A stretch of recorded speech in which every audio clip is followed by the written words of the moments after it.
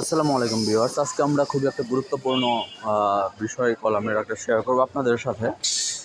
আমরা যে এই স্ট্রাপগুলো বা রিংগুলো করি, এই রিংয়ের এই হুক আমাদের মানে একটু বেশি রাখতে হয়। কারণ হচ্ছে এই হুকগুলা আমাদের হচ্ছে বন্ডিং মানে ইয়াটা যখন আমরা জ্বালাই দিই, বন্ডিংটা খুবই কাজে মানে কার্যকরী হয়। হ্যাঁ, তো আপনারা যারা কলাম করবেন অথবা বিভিন্ন জায়গায় কাজ করতেছেন, অবশ্যই হুকগুলো একটু বেশি দেওয়ার চেষ্টা করবেন।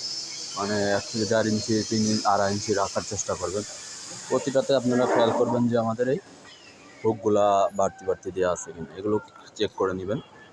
হ্যাঁ, এগুলো এখন অনেকে আছে যে এইগুলো একদম লেভেল বরাবর দেয়, ওইটা আসলে সঠিক না। ওইটা এই রডের কাজ হচ্ছে কি আমাদের ডালাইটাকে মানে মজবুত করা, সব বন্ডিংগুলো তৈরি ঠিক সঠিক করা। তো এটা আমাদেরকে খেয়াল রাখতে হবে।